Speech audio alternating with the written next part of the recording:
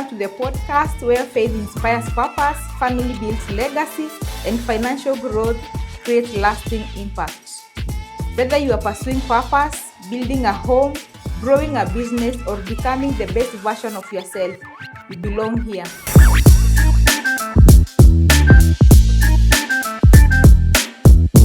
Your space for meaningful conversations, practical insights, and transformational ideas to help you grow spiritually, strengthen your family, and achieve financial success.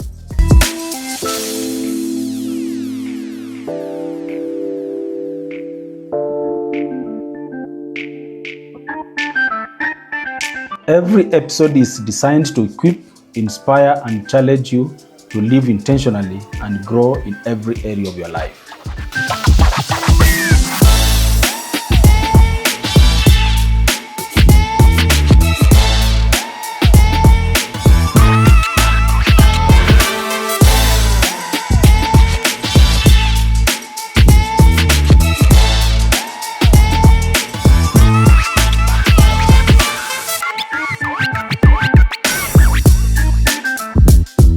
Welcome to Triple F, where growth begins from within and impact reaches beyond.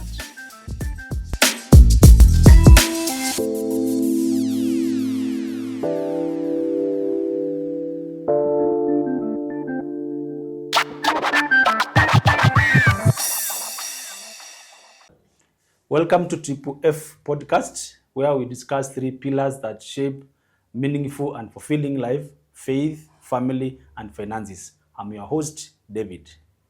And I'm Caro. Thank you for joining us. And welcome today as we discuss the most important topic that is the heart of every family, which is effective communication in the family.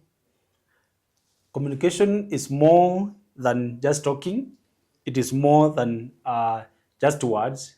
It is all about understanding, connecting, and being able to flow together as a family or as a couple while striving to achieve your life goals. It's true because a family can be under the same roof, Yes. each on the same dining table, but they are disconnected. Yes. Their hearts are not like one. They are not even together. They are really distant. Sure. Because there is no communication.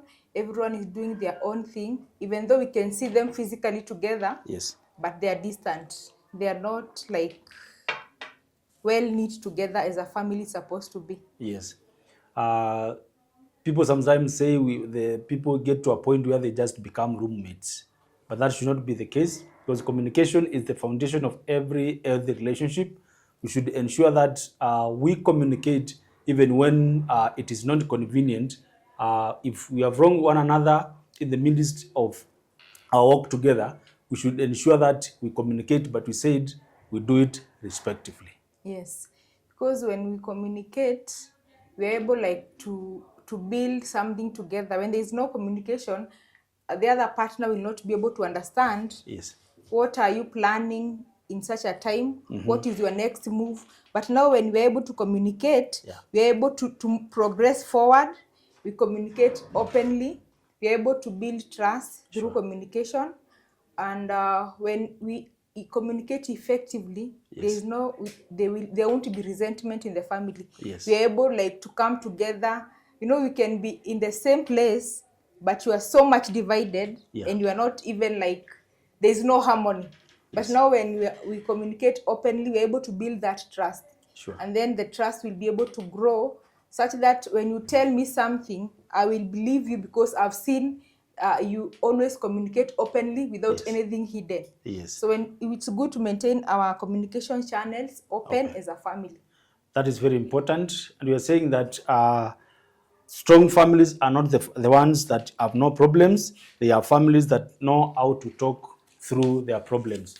So when we are talking about building a strong marriages, building strong families that are grounded on the word of God, we are not exempting ourselves from the challenges of this world. But then we are saying even when the challenges arise as we continue to work together, we should learn how to communicate and work together while, as you put it, keeping the communication channels open.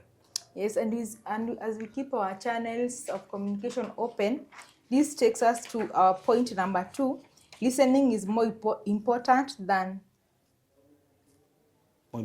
speaking. yes, Yes. because most of the time there are people who will speak so much but they don't have time for listening. To listen to so it's another. very important that we open, even as we are communicating, be listening. What is the other person communicating?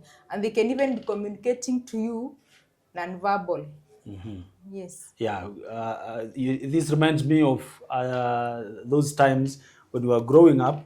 Kuna kitu ungefanya mzae ama madhi kuangalia tu na jicho moja tu, unatoka hapo hapo unaacha hizo shughuli kabisa, because that is a non-verbal kind of communication. So when you learn one another as you continue to build this life together, kuna point utafika like even tu kuangalia tu facial expression yako, unaona hii hapa haijaingia mzuri, hii ataki hili. So we should endeavor to learn one another, so that even when I have not spoken it audibly, by signs you can be able to know hapa haijaenda vizuri leo. It's true. Yes. Like there was something I saw on social about a guy who comes in the house and tells the wife that amesha submit divorce papers, and the wife says okay, and then she continues doing whatever she was doing, and the husband is like, you're not fighting for this. I said I fought when it mattered, but now it doesn't matter anymore. Sure. You doesn't want me in your life, go ahead with whatever you are planning. And so this guy was like, you are not fighting for this drama. There is no reaction. Yes. And now the wife was saying there was that time when it really mattered and I was fighting for it. Yeah. And this person could not read the non-verbal communication. Or perhaps there was verbal communication, but he wouldn't, like, there was no full attention. Yes. When the person is communicating, labda huyu anaona ni kama nagging, because every time there is something in the family and you're able to communicate, it is good to feel to give full attention. Sure. And listen to the other person so that you're able to get what are they trying to communicate. Yes. Yes. We are talking about effective communication starting with that keen listening. Yes. Sitatei wanaume, but sometimes men are good at this. Sasa tu kuwa unaniongea tu okay, so sometimes we are misquoted and misinterpreted at the same time, lakini wanaume anaweza sikiza sana, but now the problem comes in after kusikiza anajibu na one word.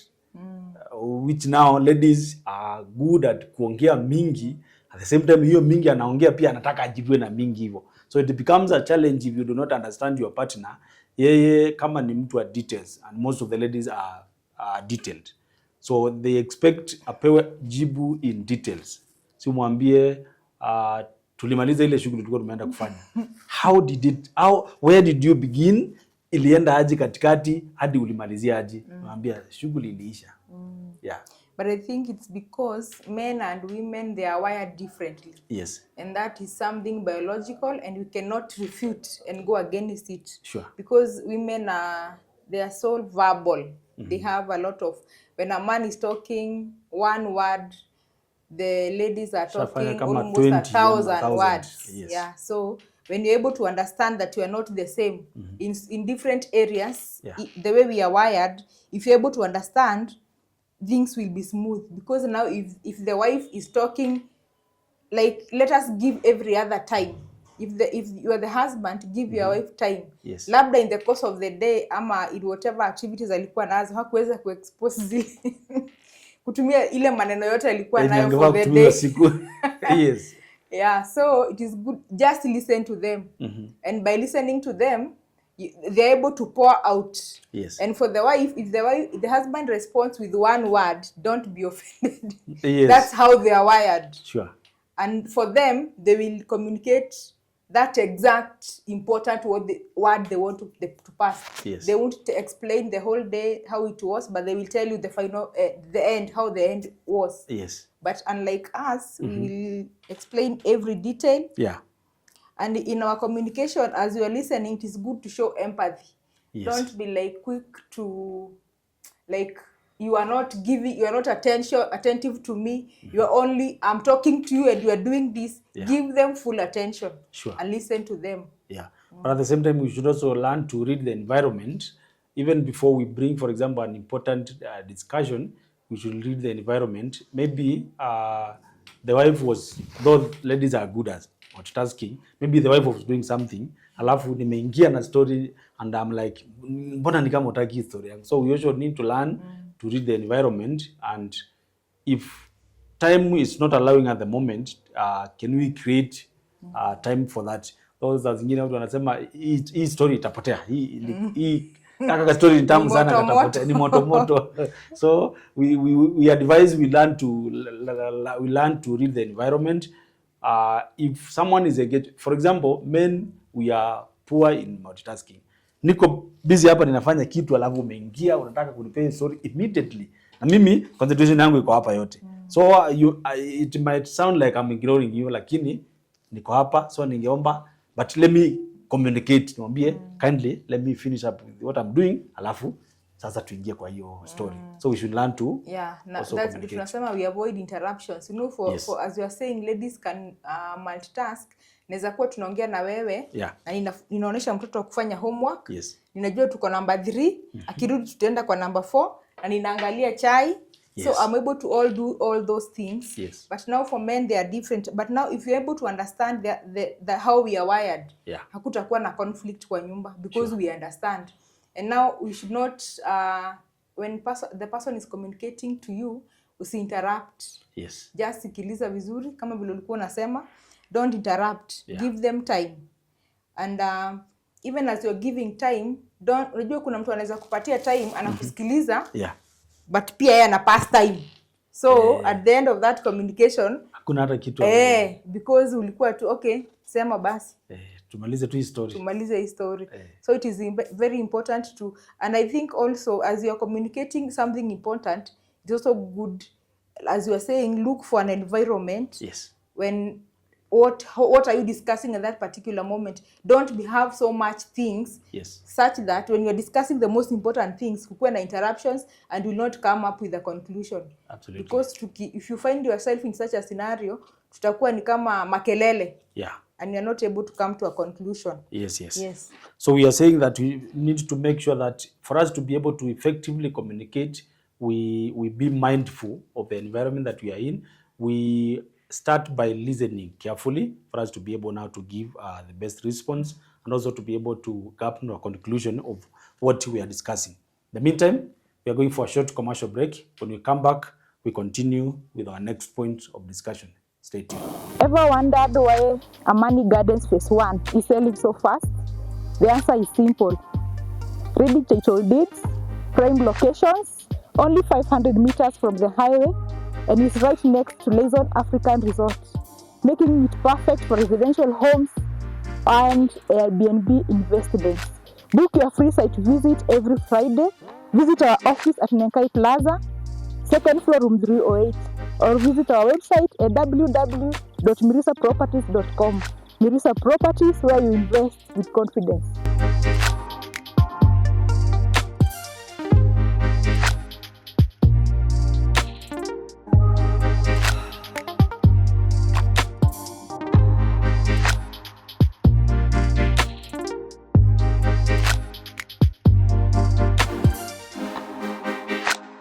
Welcome back. This is Triple F Podcast, Faith, Family and Finances. And today we are discussing a very crucial point, how to be able to effectively communicate in our relationships. And we are looking at our point number 3, creating a safe environment for conversations. Family members should feel free to express themselves. And we are talking about communication here. We are talking about both spouses and children.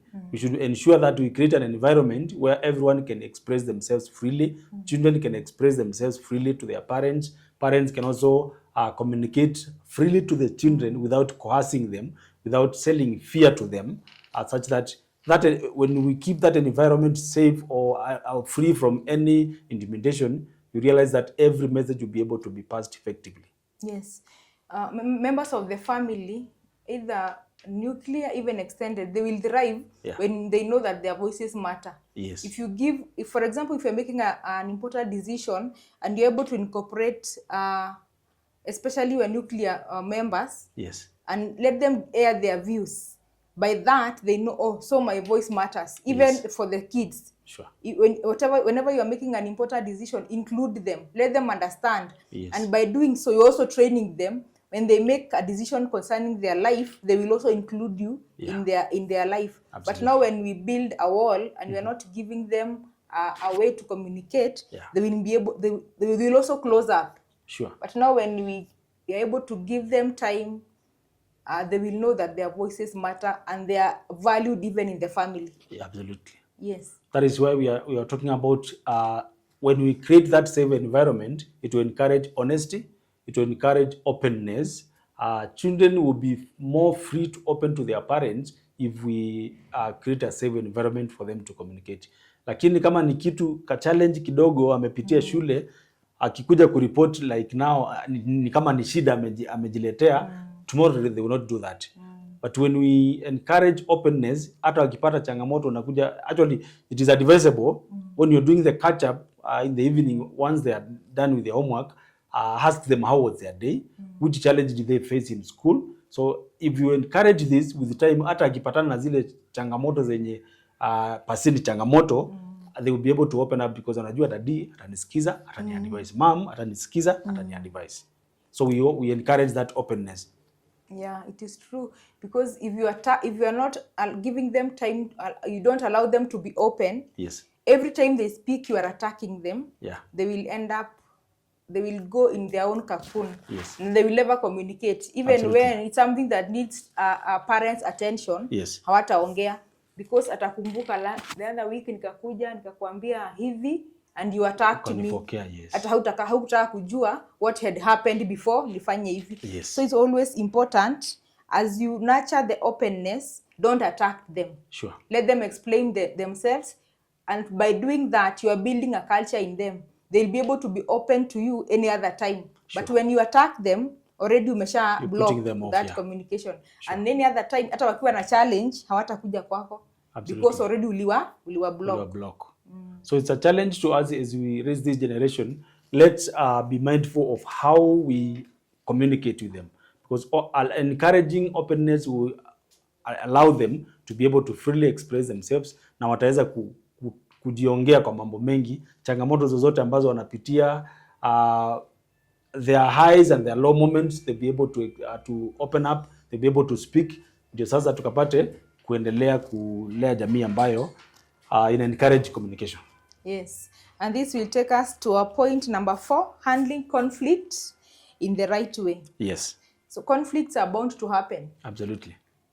Whether it's that perfect marriage or it's not perfect. Yes. Even if you are all like filled with Holy Ghost, the whole house, yes. Conflict lazima happen. Sure. And they are bound to.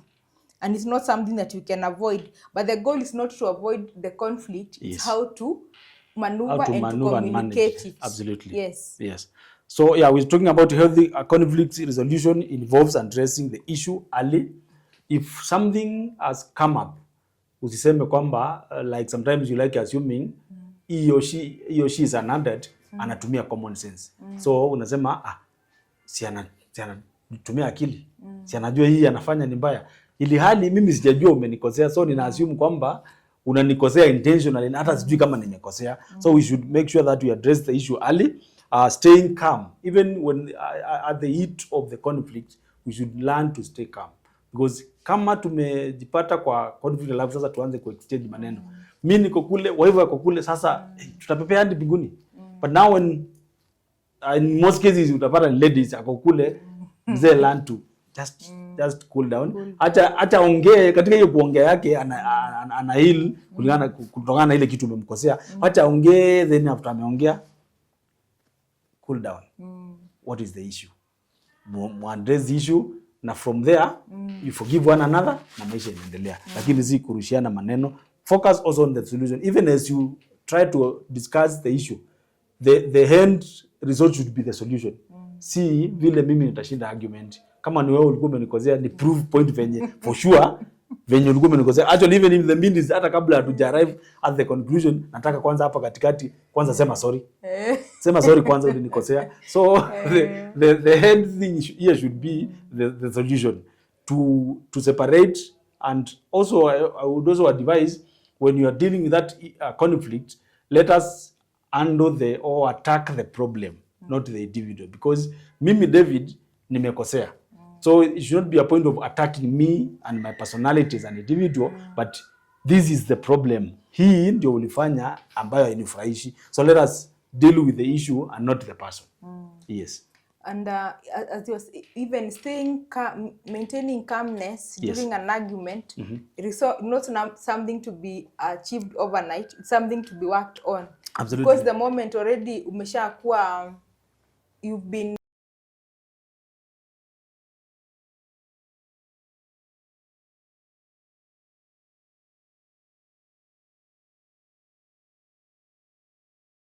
people are fighting, lakini ni kuongea.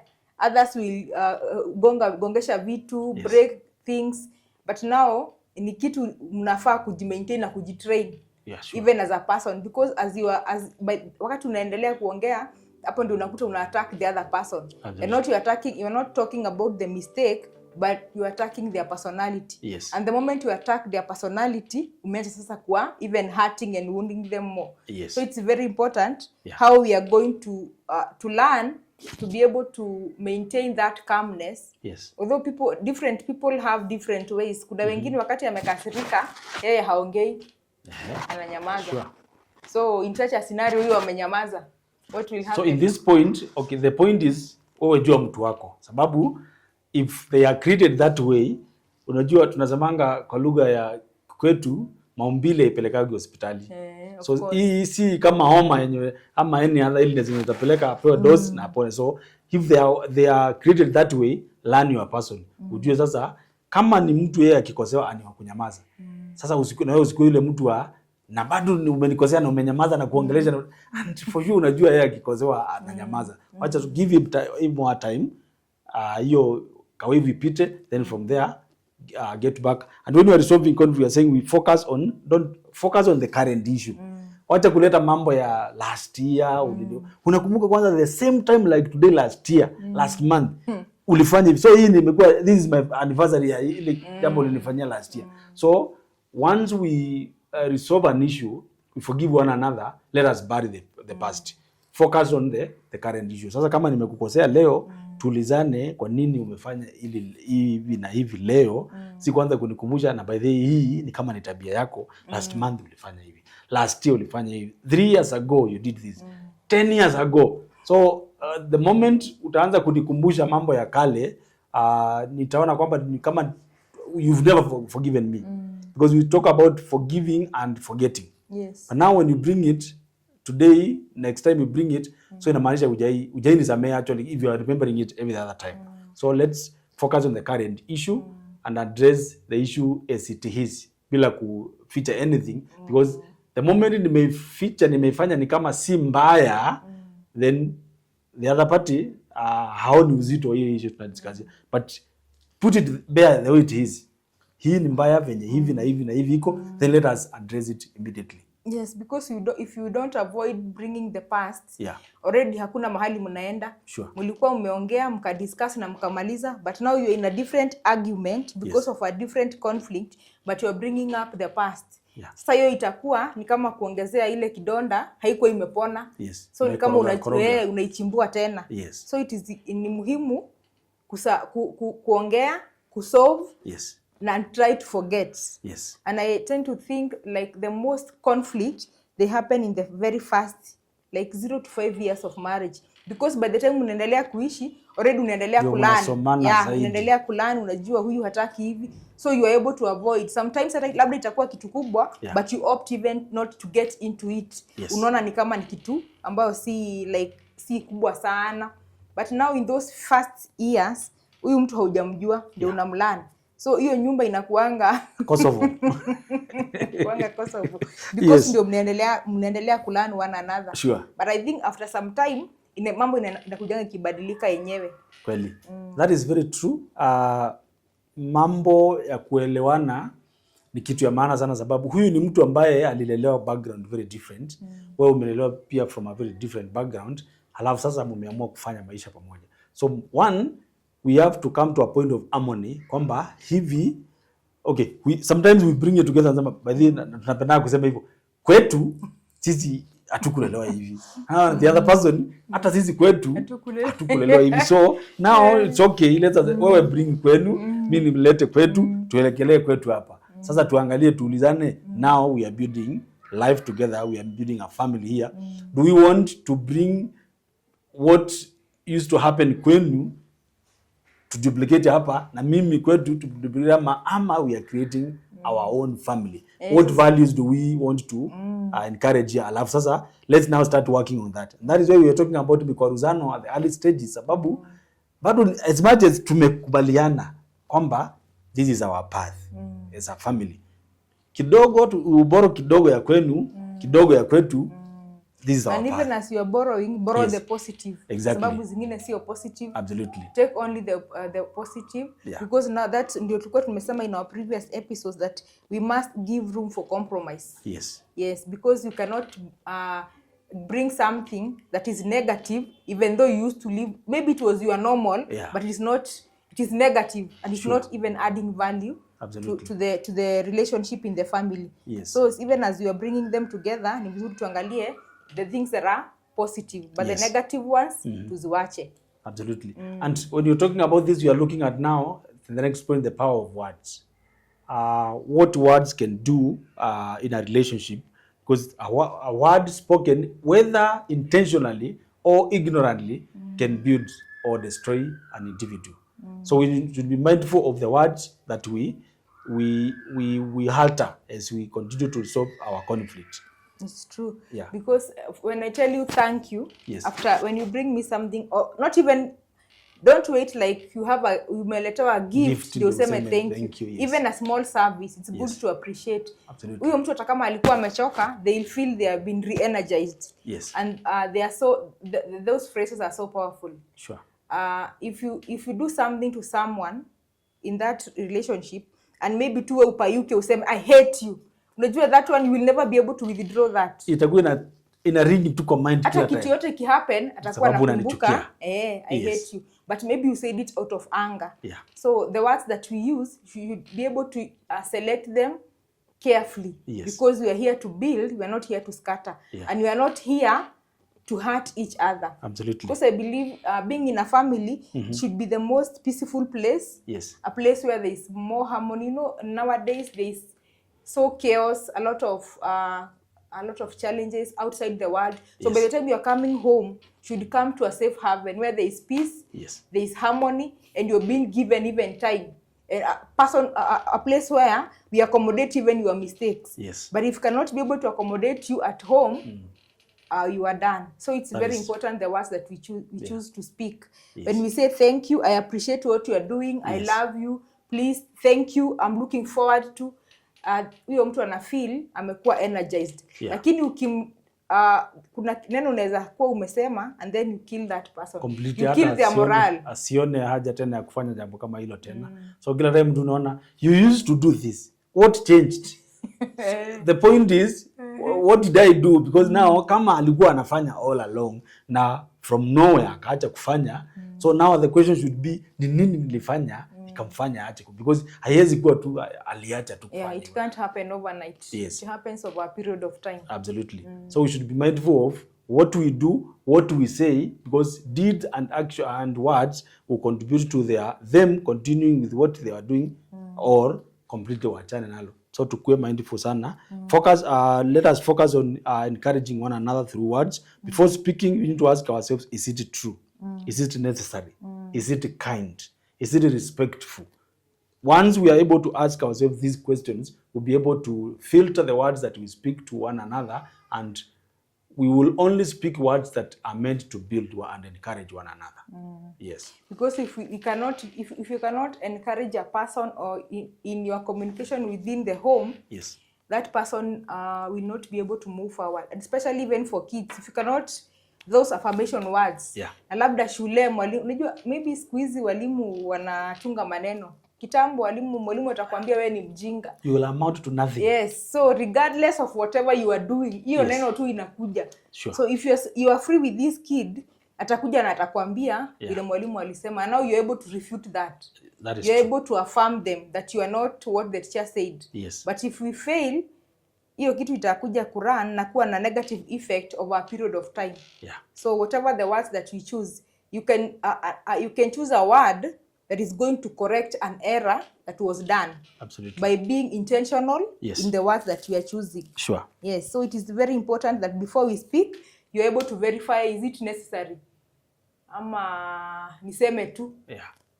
There is a word you can speak and you are like, was it meant for this conversation? Ama unajaribu it's like you are throwing a dipstick, una kitu unataka kufikia. Yes. So it's important to check whether whatever you are communicating is necessary, ama is it true, and again, is it building or destroying? If something that is going to destroy your family or your relationship, afadhali unyamaze. Absolutely. Rather than speaking something that is not necessary. Yes.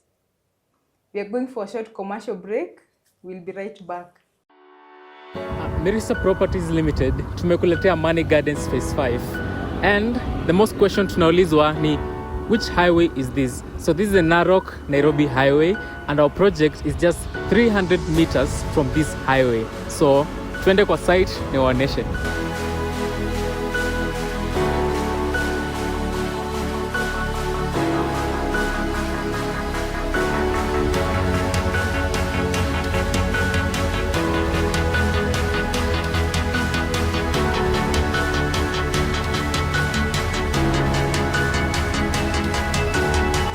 So hapa tuko kwa site Ilmashariani area, just 300 meters off the Narok Nairobi highway, and the launch price today is only 1.2 million Kenya shillings. Na tuko na flexible pricing. You only deposit 600,000 Kenya shillings, unalipa balance yako in 3 months only. Unaweza tupigia simu kwa 0702613131 ama visit our website at www.mirisaproperties.com, ama utembelee kwa head office at Nenkai Plaza, room number 308, opposite Shell petrol station. Mirisa Properties Limited, where you invest with confidence.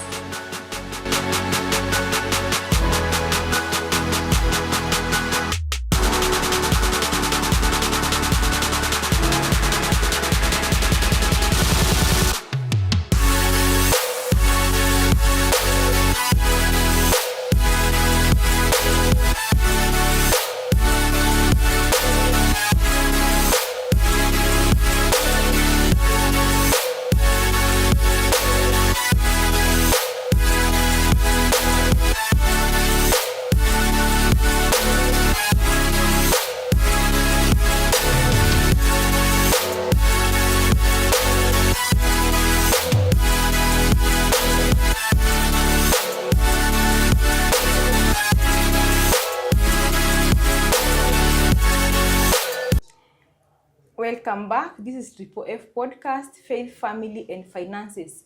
We are going to our point number 6, communication between parents and children. This is the biggest challenge, and there is a bigger gap of communication between parents and their children. I don't know whether it's the age difference or maybe how the parent has been able to raise the children, whether since when they were kids, but there's been a bigger challenge in communication between parents and their children. That is very true. When you look at, especially now, the generation that we are in, the millennials are finding it too hard to bring up the alpha generation, because tunasema kwamba Gen Z wanataka details, lakini hao wengine sasa ndio zaidi ya Gen Z. Children need guidance, yes, but at the same time they need understanding. As we guide them, we also need to understand them. And that's why we are talking about encouraging open communication, where they can be able to express themselves. This is my feeling. Now, when you allow them to express themselves and we discuss the issue they are feeling, we are saying they feel part of that family. Lakini, as you guide, your words should not be final. Sometimes it's important pia unamuuliza ajiongee. What is your take on this? Because as you continue to encourage them talking, unawapea sense of how do I put it, wana feel kwamba wao ni part of that family, sense of belonging. Absolutely. So when you allow them to express themselves, kumbe hata mimi kuna decisions zingine za familia, hata mimi maoni yangu ni muhimu. So they feel part of that family. So yes, let's guide them, but then we should also make sure that we understand them. Yes. Yeah. And as a parent, we're supposed to create an environment Yes. whereby we encourage them to air their views. Yes. And even to communicate, and don't always like you want to start a conversation with them when you want to correct them. Yeah. Like now when you're in the house and there's nothing to be corrected, kila mtu anafanya mambo zake, you cannot interact unless giving orders, nipatie kikombe, shika, yes. rudisha, anarudisha. So it's always good to create an environment. Wacha mcreate, kukue na mpige story, ongeeni, how was your day, how are your friends? Sure. And by that, you're already nurturing something in them.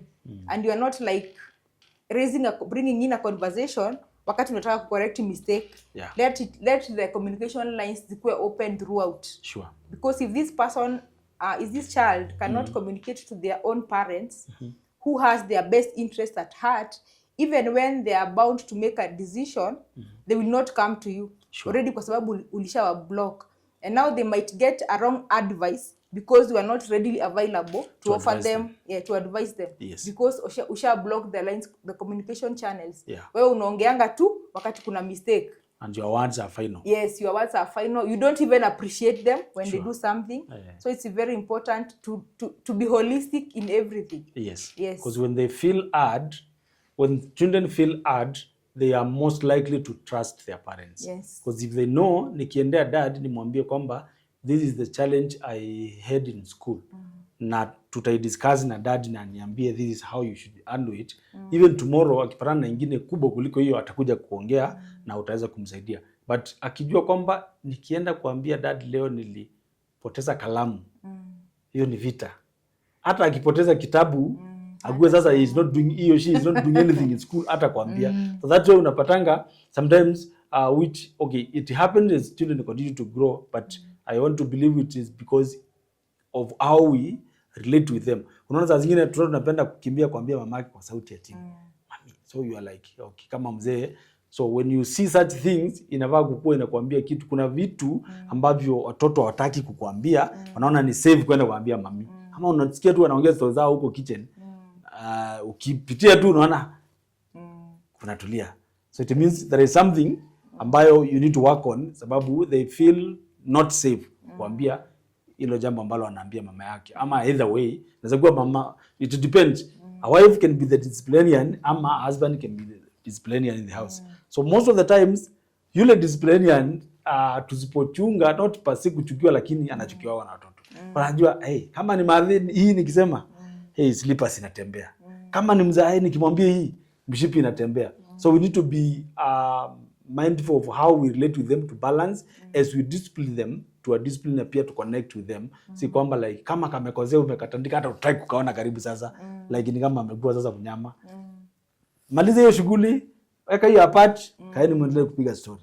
Yes, because even as we correct them, yes, we don't correct them like we are not correcting them and sending them out. Yes. We are correcting them and bringing them in. Absolutely. So we are correcting them in love. Yes. Hata utamchapa, kids are very, I think kids have a big heart. Yes. Nitamchapa saa hii na tukosane na mimi nisikie emotions zangu zimekasirika. Yes. Lakini kidogo kidogo anakuja na mom. Nipe inata atakuja kuhaga kwambia you are the best mom. Yes. Lakini the other minute uko umemchapa. So as you are punishing them or as you are correcting them, correct ukiwarudisha nyumbani. And even as you correct them, don't just correct. If it's punishment, waambie kwa nini unawapatia punishment. Exactly. Ndio waweze kuelewa. Sure. And you are doing it with love. So next time hata ukimcorrect ama next time before ufike mambo ya kumcorrect ama kumpunish atakuja kama amekuambia 1 2 3 happened and I'm sorry, I apologize, it was not intentional. Exactly. So it is very very important the vile tunaongea na wao. Unaweza ongea kitu kama alipoteza kitabu vile unasema ukuje wewe kazi yako ni kupotea. Wengine wa huwa wanapotea, ni wewe zako tu zinapotea. Yes. So huyo mtoto for one ameona being with my parent ama kuenda kuongeleza mzazi, it's not a safe place for me. Alafu pia akienda shule na yeye mwalimu pia hataki kumsikia. Huyo mtoto tunampoteza. Sure. So even when they want to be like they have something they need to be corrected, ataenda kwa marafiki. Sasa hapo unakuta pia pressure inaanza. You will not be able to bring them back. Once umempoteza itakuwa ngumu. Sure. So that's very important. We get now to the very important point of our discussion today, technology and family communication. This has made communication easier, but at the same time, it has weakened face-to-face conversations. Unapata, yes, we can talk to our kids, hata nikiwa mbali tunaweza ongea na wao video call, but nikirudi nyumbani, ile kukaa tukue na one-on-one conversation. Mmoja ako anacheza nini ya PS huko, mwingine anawatch cartoon, hata mwingine amechukua simu, ameenda kwa kona anakaa, we are like tuko room. Yes. And that is what it's happening in our homes daily. Yes. You will find that most families, they spend much time with their gadgets. Yeah. So they spend with the other person wakati wanataka kitu, wanaitisha nipatie. Yes. Kama ni wakati wa chakula hata unakuta mtu anakula lakini simu bado iko hapa. Yeah. So they are not like they're even more connected to whatever they are doing. Yeah. Rather than the way they are connected to their families. Yes. Na sasa unakuta technology as much as ni mzuri, kuna zile lines ambazo inaendelea ikivunja. Sure. There's a cartoon niliona kitambo, kulikuwa na ile family line. Yes. Ile so when the phone rang, everybody came.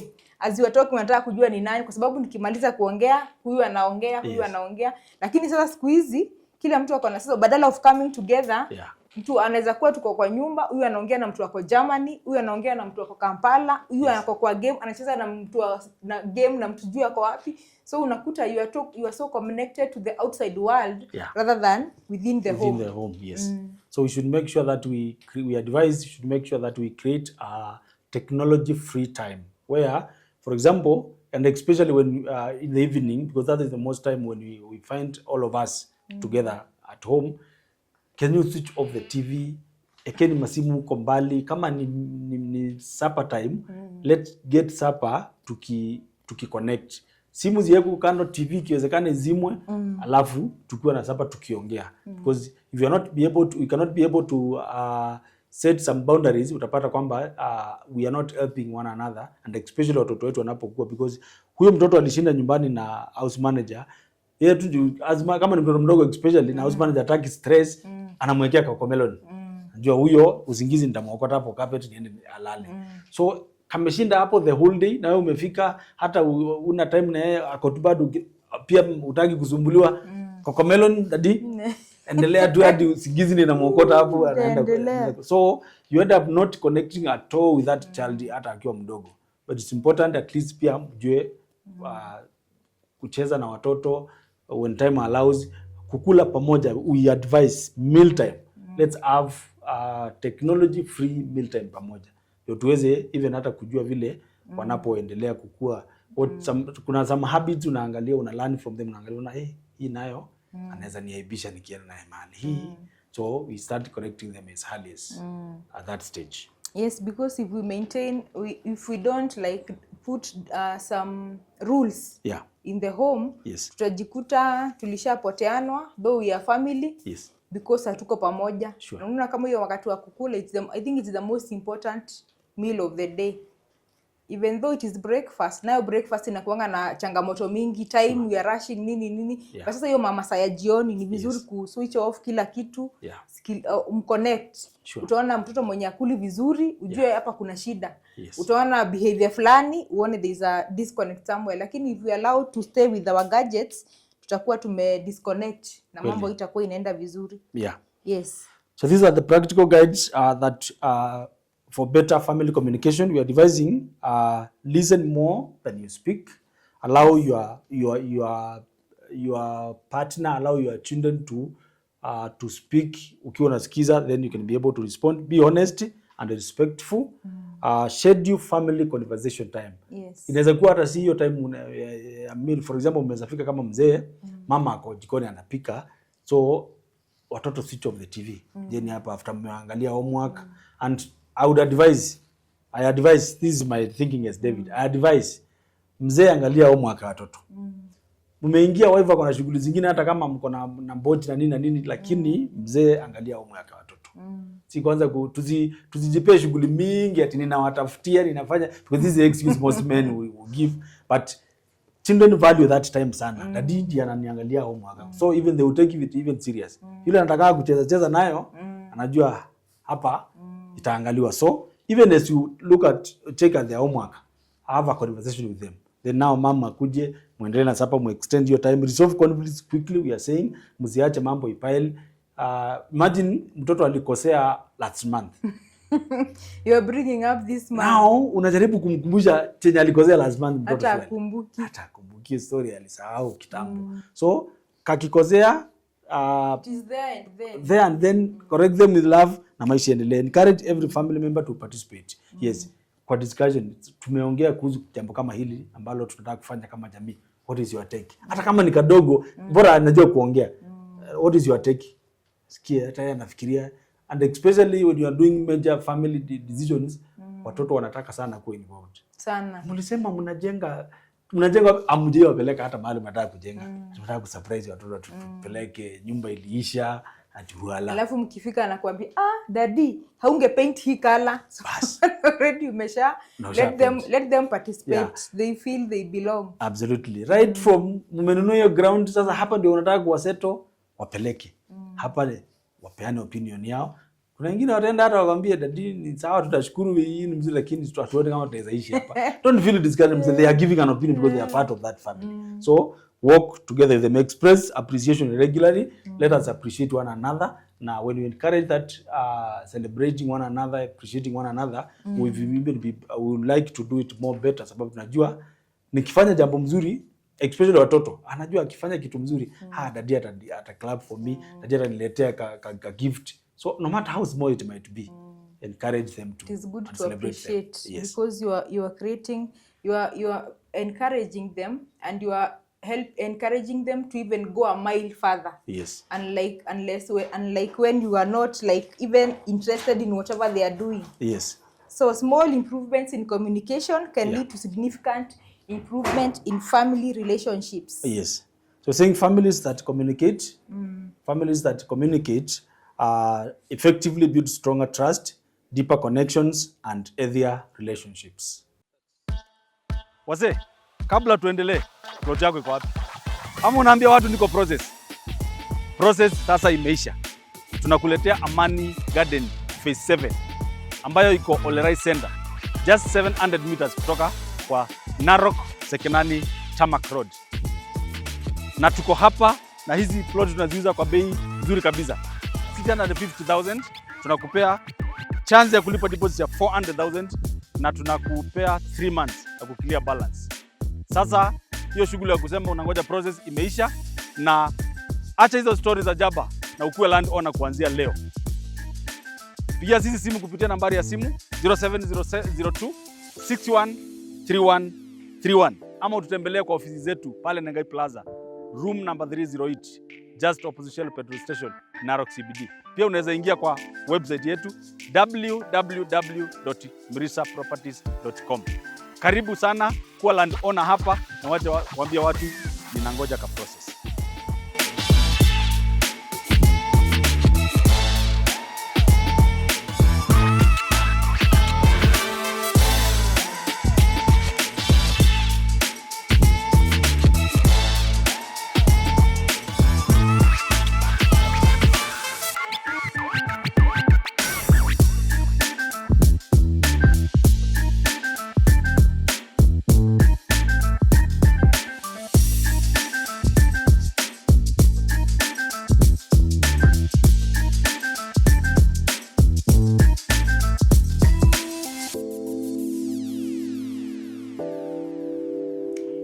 And for our takeaways for today's discussion, strong communication does not happen automatically. It requires intention and patience. And we are saying families that communicate effectively build stronger trust, deeper connections, and healthier relationships. Communication is not just about exchanging words, it's about building understanding and unity within the family.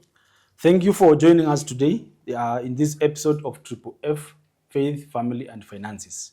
Yes, we believe that today's conversation has helped you to build communication in your family, whereby you're going to have strong communication lines to be able to build and to strengthen your family. Remember, healthy communication creates healthy families. Until next time, God bless you. This remains the Podcast. faith, family, and and finances. finances. Keep growing in faith, strengthening your family, and building your finances.